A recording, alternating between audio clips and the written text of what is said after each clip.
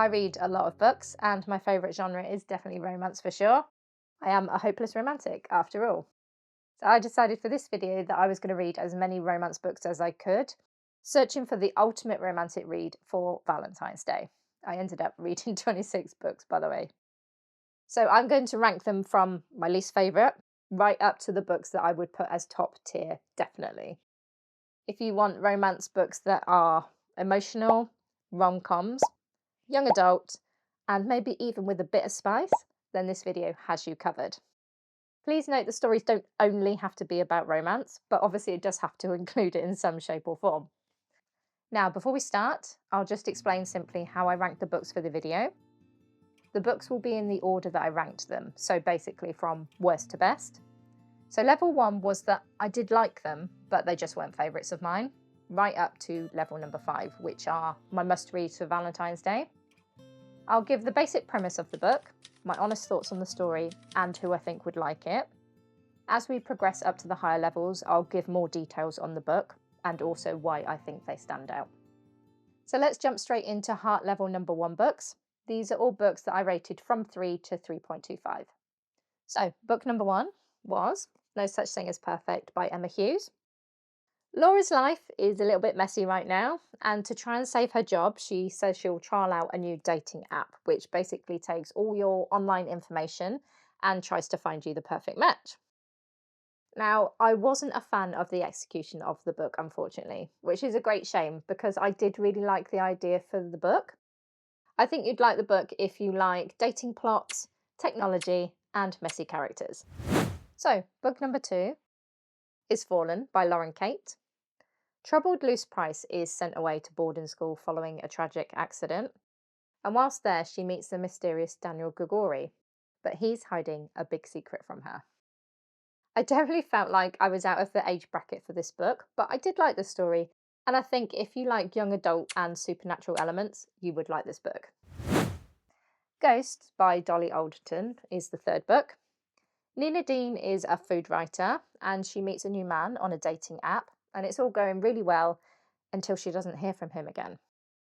In addition, Nina's dad is slowly sinking into dementia. Now, this is very rare that this happens to me, but I was left feeling really down after reading this book, and it wasn't over the illness side. This definitely wasn't a favourite of mine personally. I think you might like this book if you like an emotional read, messy people, and realistic stories. Book number 4 was A Very Accidental Love Story by Claudia Carroll. Eloise is struggling with childcare and also trying to be the editor at a newspaper. When her little girl decides that she wants to meet her father, Eloise has to track him down, as actually he was a sperm donor. I thought the premise for the book was interesting, but Eloise was actually quite an annoying character, especially at the start. I think you'd like this book if you like a redemption arc, young children, and maybe a quest of tracking people down. Book number 5 is Mr. Wrong Number by Lynn Painter. Olivia is unlucky, to put it mildly, and she has to move in with her brother and his obnoxious roommate Colin after a fire at her apartment. One day she receives a text from a wrong number, and they start having a conversation after he asks what she's wearing. Now, I wasn't a big fan of the main male character in the book, especially at the start, but he did grow on me towards the end. I think you'd like this book if you like a bit of steaminess, text, and bad luck. The last book in level 1 is Betting on You by Lynn Painter. Again. So Bailey and Charlie first meet at an airport, but it's definitely not a meet cute. However, they do bump into each other again about a year later, and they agree to fake date to try and help Bailey's home life. I did like the story, but I wasn't a fan of some of Charlie's behaviour in the book, but it did have some fun elements to it. I think you'd like this book if you like teen angst, bets, and fake dating. So that's all the books in heart level number 1. And if you like this style of video, maybe you could hit the like button to let me know.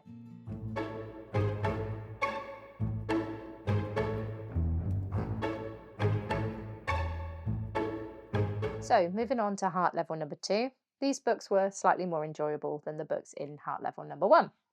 These are all books I rated 3.5 or 3.75 stars. The first book in this level is a novel love story by Ashley Poston. Eileen's car breaks down on the way to her annual book club. And whilst she's lost, she realises slowly that actually she's stuck in her favourite fictional book series town. She recognises everyone except one man, and he doesn't seem very happy to see her. I do love Ashley's ideas for her books, but I did feel like this one fell a bit flat for me. I think you might like this book if you love book series, a bookstore cat, and magical realism. The next book is Wild Love by Elsie Silver. Ford Grant is a music producer and billionaire. One day, Cora, a 12-year-old girl, turns up on his doorstep and claims that he's her father. In addition to that, Rosie, the woman that Ford's been obsessed with since they were kids, turns up at his door and asks him for a job. I found the book very readable, and Ford is a great potential book boyfriend. I think you'd like this book if you like spice, strong women, and also music. Book number 9 is Happily Never After by Lynn Painter. Again. Sophie hires Max to object at her own wedding when she discovers that her hubby-to-be has cheated on her. After which, Max asks Sophie if she'd be interested in joining him as being an objector at weddings. I do like Lynn's writing, and I was glad this was more of an adult novel as opposed to young adult, which she is more known for. But actually, I felt like the adult part, the spice, was what let this book down. I found it quite icky, to be honest. I think you might like this book if you like weddings, fake dating, and revenge. Book number 10 is Love Me Do by Lindsey Kelk. Phoebe goes to visit her sister in LA, but almost as soon as she gets there, her sister has to go away to work. So, to keep herself occupied, she decides to help Belle, her sister's personal trainer, write love letters to the neighbour, Wren. I always really liked the humour in Lindsey's books, but I didn't really feel the romantic spark between the two main characters in the book. I think you might like this one if you like rom-coms, Cyrano de Bergerac-style stories, and LA. The next book is 30, Flirty and Forever Alone by Riccio. Ricky Ramona is, amongst other things, a therapist, and she actually struggles in her own life with relationships. That is until she meets Reid at a wedding. The only problem is he actually lives across the country, and obviously that's just going to make things really tricky. That is until Ricky realises that maybe the universe is trying to help them. This book had a lot of fun elements in it, like themed weddings and a witch book club. But the magical realism, which I normally really enjoy, just felt quite disjointed to me in this book. I think you'd like this book if you like Disney and creative types. Book number 12 is Flawless by Elsie Silver. Rhett Eaton is a lusted after professional bullfighter, and he gets filmed, unfortunately, being a little bit too honest, and he starts losing sponsors because of it. His agent sends his daughter Summer to basically babysit Rhett and keep him out of trouble. I found this book was really readable, but it was a bit too spicy for me personally. I think you would like this book if you like spice, like Western style sort of books, and the Grumpy Sunshine trope. Without a Clue by Melissa Ferguson is the next book. Penelope's author boss is murdered on an author's cruise that Penelope herself organised. Now, without competent security on the boat, Penelope feels like it's up to her, that she's the one who's going to have to solve the murder. And if Handsome Nash, the Western's author, wants to help, then Penelope won't complain. I love the idea of an author's cruise. How cool would that be? Plus, there is a fun murder mystery as well. I think you'd like this story if you like cosy mysteries, found families, and authors. The last book in Heart Level 2 is It Happened One Summer by Tessa Bailey. Piper Bellinger is exiled from Los Angeles to Westport after throwing an out-of-control party where she ended up in jail. Now, she has to work for the first time ever in her dad's dive bar, and that's where she meets grumpy fisherman Brendan. Piper was such a sunny character that you just couldn't help warm to her, and I do love a fish out of water trope, pun intended. I think you'd like this book if you like spice. It is pretty spicy, plus the Grumpy Sunshine trope and opposites attract trope.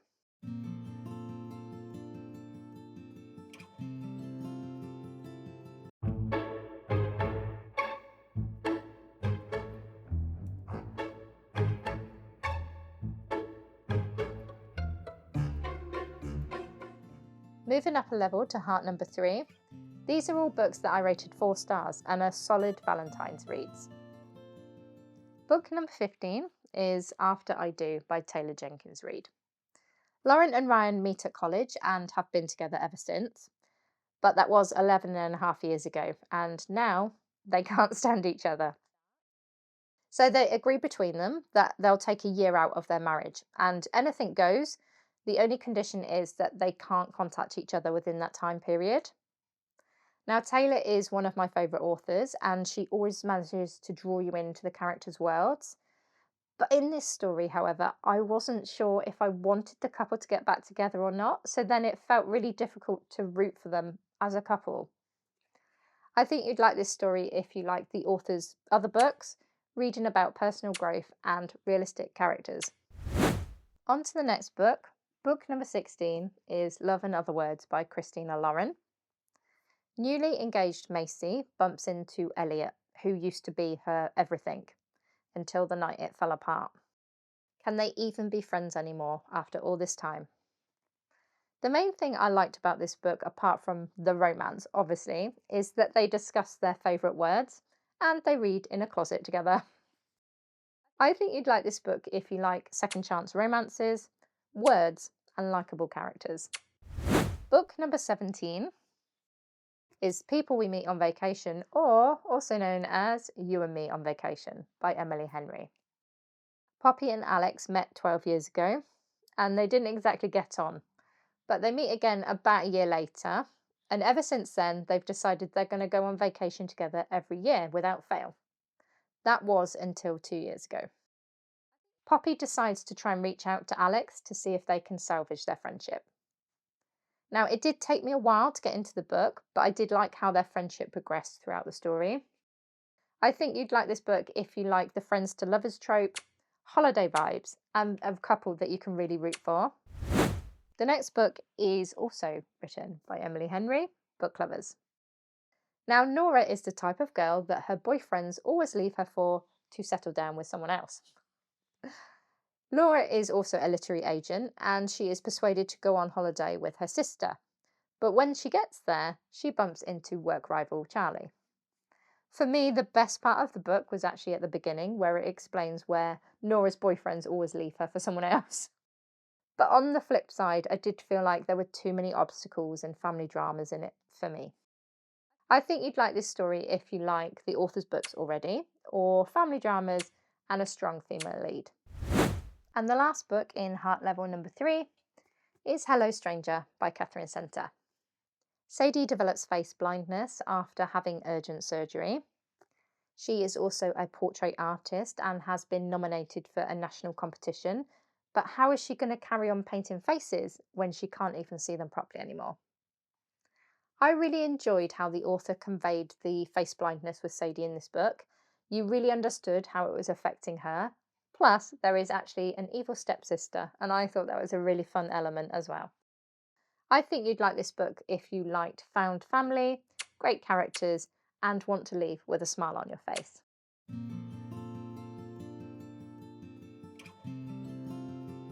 Now, on to heart level number 4. These are books I rated 4.25 stars and have standout qualities to them. Usually this star rating would be included in the top tier for me, but I just had so many wonderful reads that I did have to separate them out. Book number 20 is One True Loves by Taylor Jenkins Reid. Emma marries her childhood sweetheart Jessie, and on their 1-year anniversary, the helicopter that Jessie was in disappears and is not seen again. Emma is understandably overcome with grief and decides that she's going to move back home. After a long time, she eventually moves on, but that is when she gets a phone call from Jessie. Now, I do love a book that gives you a situation where you would go, what would I do in that situation? And this book is definitely one of those. Also, the grief really resonated with me and it was told beautifully. I think you'd really like this story if you like really good writing, heartbreak, and hope. Book number 21 is The Bodyguard Affair by Amy Lea. Andy is the personal assistant to the fictional Canadian Prime Minister's wife. But not only that, she's also the author of some steamy romance novels as well. When her most recent book goes a bestseller, which is called The Prime Minister and Me, everyone starts to assume, one, that she's the author of the book, and two, that they're actually having an affair in real life. So, to try and quash the false scandal, Andy starts dating the Prime Minister's bodyguard. But he is also Andy's one-time failed one-night stand as well. Now, I really liked the main characters in this book, especially Nolan as a potential book boyfriend, because he was really kind and thoughtful. I also really liked how the romance was a bit on the slower burn side. It just felt really natural that way. I really liked it. I think you'd like this book if you like a bit of spice, fake dating, and bodyguards.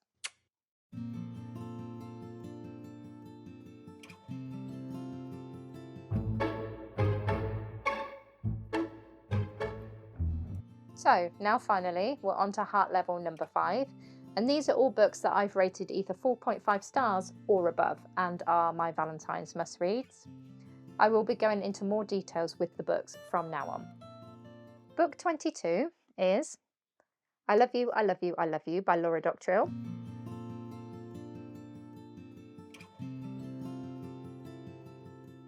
Ella and Lo meet as teenagers, and basically it's love at first sight for Ella. They become best friends over the years, but she can't help but want more than that. So is Ella destined to pine for Lo forever? Now, the friendship between Ella and Lo in this book is actually one of my favourite parts of the book. Plus, the writing style is a bit on the chaotic side, and it works really well, especially when the characters are teenagers. I really did feel all the emotions in this book myself, and that's just a sign of great writing. I think you'll like this book if you like throwbacks to the 2000s, friends to lovers trope, and an emotional read. Here are some of my favourite quotes from I Love You, I Love You, I Love You. Please do not invite me to your wedding, where I have to dress up and be fun and pretend I'm not hungover from another 30th birthday party the night before, that I also felt like I couldn't say no or not drink it because everyone would ask if I was pregnant or on antibiotics or having a breakdown. How is everybody affording this lifestyle anyway? Financially, physically, emotionally? So please don't invite me outside. At all. Ever. I'm not being ungrateful. I'm just saying it how it is. 30 is the biggest disappointment since Sea Monkeys. Look, I know I'm not old. I know 30 isn't old. I get it. I'm just not there yet. I still have to make an L to show me the difference between left and right. I also wanted to show you these additional details. First of all, look at the beautiful inner pages in the hardback version. I loved this. But if you want to know why I actually bought the book, look at the dedications and the fact that it's based on the author's own love story. She is also married to someone famous that you might have heard of. This book blew me away, and I thoroughly recommend that you read it. The next book is The Heat of the Moment by Camilla Isley.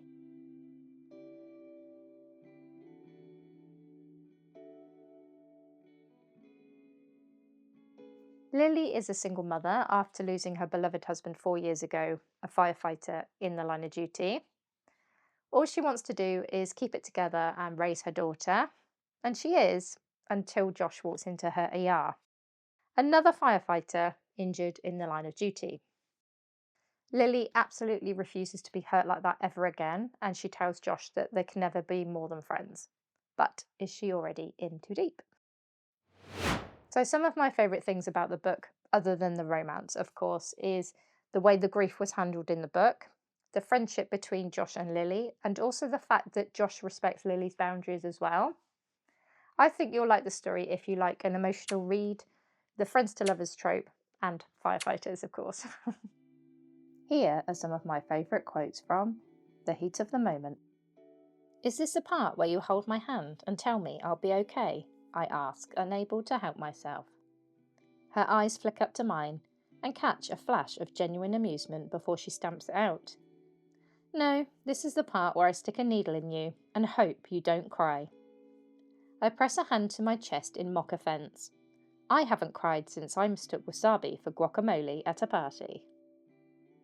Afraid of heights, I prompt when she still doesn't answer. She looks up at me, eyes unreadable and deadpans. No, I'm worried about being trapped in a tiny gondola with your bad jokes for a full rotation. Ouch! I clapped my chest, wounded. That stung. You should have read the waiver before agreeing to be friends with me. Section 3, paragraph 2 clearly states, must endure terrible jokes without complaint. In addition, I wanted to include the book's dedication.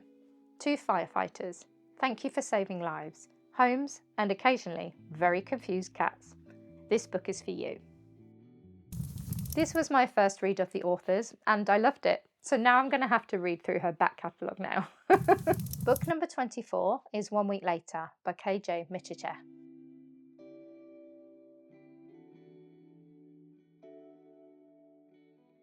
Melody meets Beckett on their way to Aruba, and they find out they have writing in common. Melody even gives Beckett some pointers because he's only on his first book. They have the perfect week together, but due to a misunderstanding, they don't connect with each other after the holiday's over. They do, however, write books each about the experience, and Beckett's book is flying high, but Melody is actually accused of copying Beckett's book. I loved so much about this story, the descriptions of Aruba, the attractions there, the cultural customs. There are also snippets of Beckett's book interwoven into the story as well, and I think he's a really great potential book boyfriend. I think you'll love this book if you like holiday vibes, a second chance romance, the publishing industry, and also a bit of open door spice as well. Here are some of my favourite quotes from 1 Week Later. What's your favourite thing about writing? I considered the question. I think it makes you see the world differently. How's that? Well, suddenly everything you encounter in real life has the potential to end up in a story. It's pretty cool if you think about it. I'm a woman in my 30s who rewatches shows like Schitt's Creek, The Office, and New Girl because I like to laugh and I believe in the promise of a happy ending. In entertainment, anyway. In life, not so much. I just wanted to touch on a few bits in the book that made me feel a bit sad. It made me want to go to Aruba. I cannot afford to go to Aruba. In addition, there is a lovely scene where the main characters are talking about ice cream and lots of lovely flavours, and it made me want to eat ice cream. And I am lactose intolerant. And so, on to the penultimate book. We have The Favourites by Layne Fargo.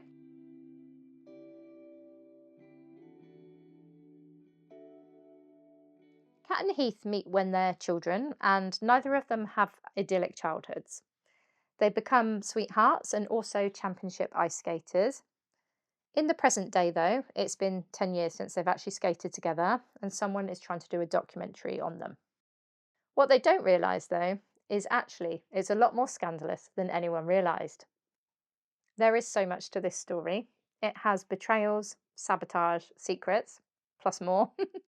In addition, I absolutely love this cover. I think it's so pretty. There is a lot of point of views in the story, and that is down to the documentary because obviously they're interviewing people. If you think in the style of Daisy Jones and the Six, it worked really well within the story. I think you'd like this book if you like multiple points of view, the Olympics, and also a bit of whiplash from so much happening in a book. And finally, book number 26, and therefore my top read for Valentine's Day, is Tourist Season by Brynne Weaver.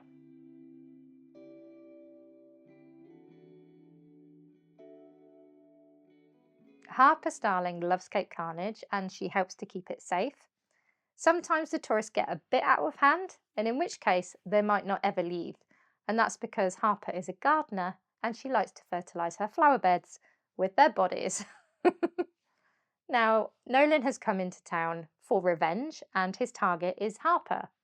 But before he has a chance to do anything, they have to join an uneasy alliance because an investigator has come to town and he's about to expose all the town's secrets. My favourite parts of the book include a will they, won't they romance. Plus, I really loved the nod to the author's other series, Butcher and Blackbird, plus the dark humour. I think you'd enjoy this book if you like dark humour, spice, and emotional plotlines. Here are some of my favourite quotes from Tourist Season. Maybe I should feel guilty that I took those memories from him. But I don't, I say, as I toss his hand into the hopper of the blue wood chipper. Cookie Monster has been my faithful tool through 12 tourists now, including Mr. Mahoney, and he's always hungry for more, just like me. I mentally rearrange my schedule for day 1. First, check into the hotel. Second, go for a walk to loosen things up. Maybe find a sandwich. Third, start hunting down that witch to give her the slow and painful death she deserves for making me suffer immeasurable grief and pain and torture and indignity. Fourth, hot tub. In addition, I have to mention the book's dedication. When I first announced the series, so many of you asked, will you ruin any foods? And will there be any eyeballs? You are truly phenomenal, and I love you. This one's for you. Also, yes, I'm very much looking forward to the next book in the series.